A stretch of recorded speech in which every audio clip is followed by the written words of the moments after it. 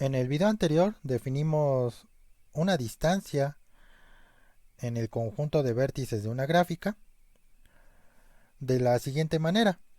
Dados dos vértices O y V en el conjunto de vértices de una gráfica, definimos la función D que llamamos distancia o métrica y que es igual al mínimo de entre todas las longitudes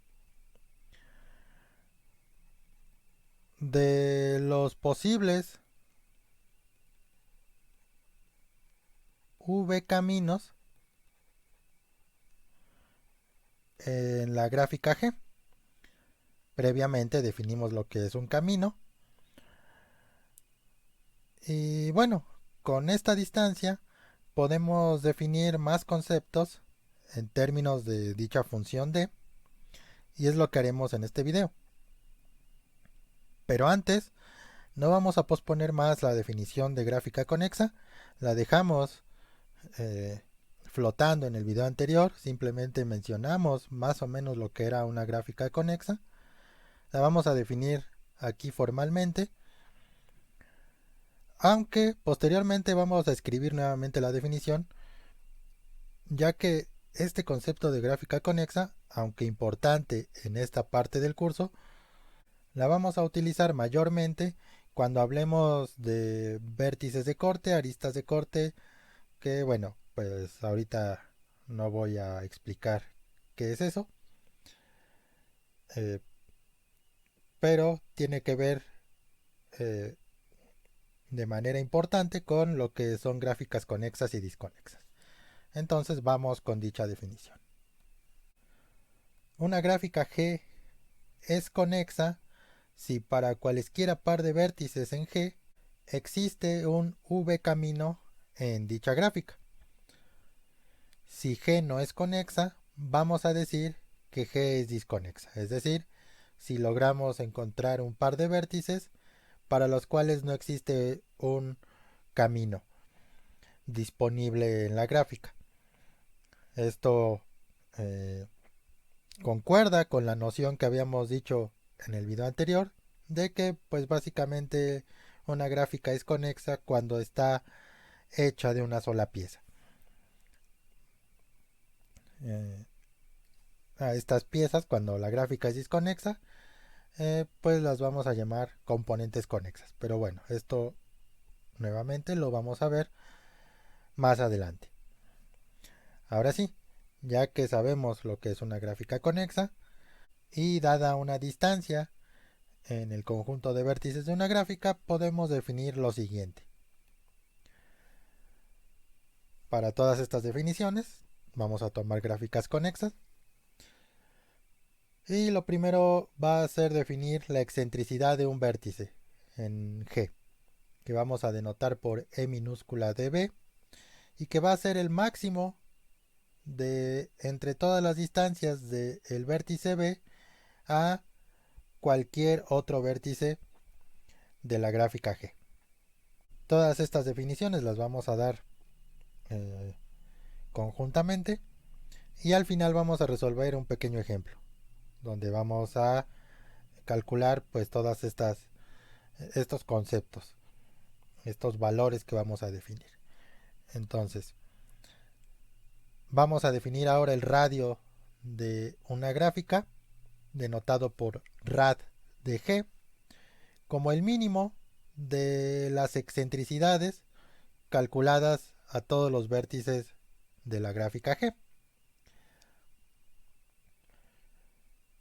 Por otro lado, vamos a definir el diámetro de la gráfica G, denotado por diam de G, como ahora va a ser el máximo de todas las excentricidades de la gráfica G, ¿no? Vamos a calcular las excentricidades a todos los vértices de la gráfica y el máximo de entre todos esos valores va a ser el diámetro de la gráfica. Bien, nuevamente tomamos una gráfica conexa y vamos a decir que un vértice B es un vértice central en G si su excentricidad es igual al radio de la gráfica. Por otro lado, vamos a definir el centro de G, denotado por cen de G, como la subgráfica inducida de G, tal que sus vértices son vértices centrales. Por otro lado, diremos que un vértice en G es un vértice periférico de la misma gráfica si su excentricidad es igual al diámetro de G. Y finalmente vamos a definir la periferia de G, denotada por per de G, como la subgráfica inducida de G, tal que todos sus vértices son vértices periféricos de la gráfica. Entonces, pues bueno, vamos a ver un ejemplo donde estén incluidos todos estos conceptos que acabamos de ver. Bien, entonces consideremos la gráfica que tenemos en pantalla, conformada por 9 vértices y pues las aristas que se observan. Puedes ver fácilmente mediante la definición que G es una gráfica conexa. Y pues vamos a calcular primero las excentricidades de cada vértice. Entonces, como ya vimos, la excentricidad de un vértice es el máximo de entre todas las distancias de cualquier vértice a B1 en este caso, que es el primero que vamos a calcular.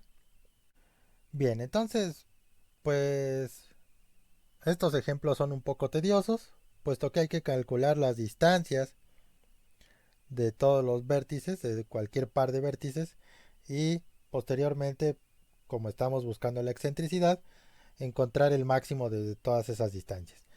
Entonces, pues como B2 y B5 son adyacentes, entonces eh, el camino más corto entre B1 y B2 o entre B1 y B5 pues es simplemente eh, B1 la arista que los une y B2, análogamente B1 la arista que los une y B5. Por lo tanto, la distancia de B1 a B2 y de B1 a B5 es 1.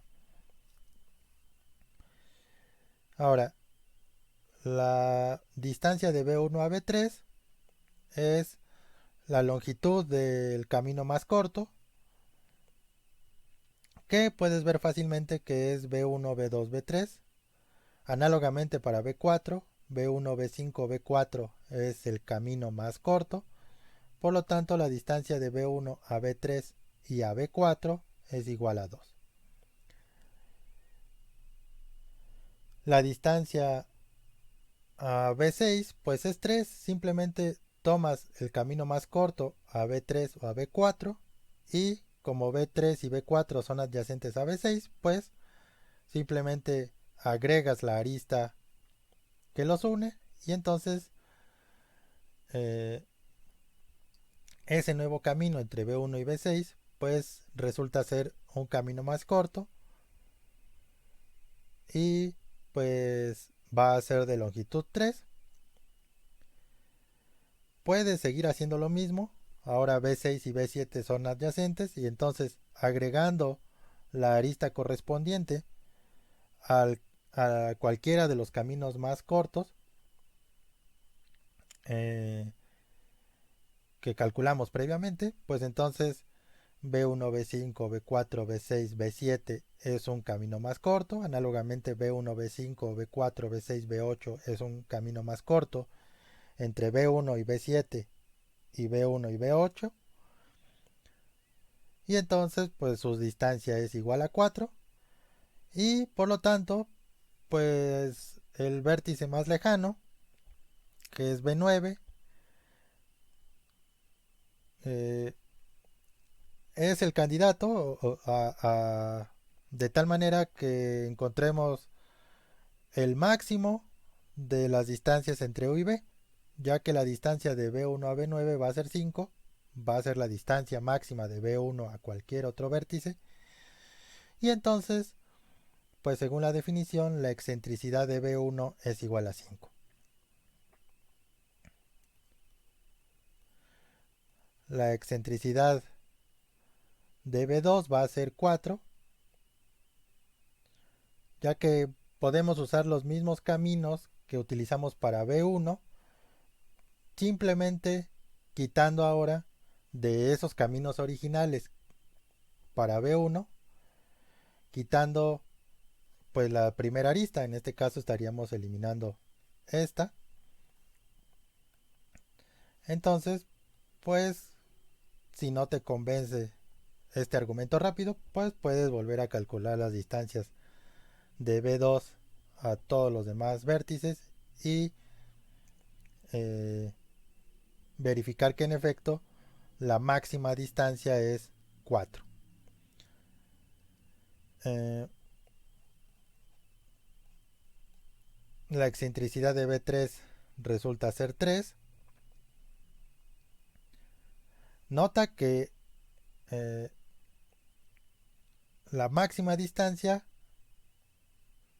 de B2 a cualquier vértice es la distancia a B9 y análogamente la máxima distancia de B3 a cualquiera de los otros vértices es B9. Entonces, continuamos, la excentricidad de B4 es también 3. La excentricidad de B5 es 4. La excentricidad de B6 es 3. Aquí, en este caso, para todos estos la máxima distancia de B1 a B5, la máxima distancia es la distancia a B9. Para B6 ya cambia el vértice tal que la distancia es máxima. Puedes notar que la distancia de B6 a B9 es 2 y existe un vértice más lejano según cómo estamos midiendo la distancia, que es B1. La distancia de B6 a B1 es 3. Podemos tomar el camino B6, B4, B5, B1, que es de longitud 3. Y puedes ver con un poco de calma que esta es la máxima distancia de B6 a cualquier otro vértice. Por lo tanto, su excentricidad es 3. La excentricidad de B7 es 4. La excentricidad de B8 es 4. Y la excentricidad de B9 es 5. Ya tenemos todas las excentricidades. Y ahora podemos calcular el radio de la gráfica y el diámetro de la gráfica. El radio es el mínimo de las excentricidades, que en este caso es 3. El diámetro es el máximo de las excentricidades, que es 5. Y de las definiciones que dimos en este video, pues lo único que nos resta es calcular los vértices centrales, los vértices periféricos y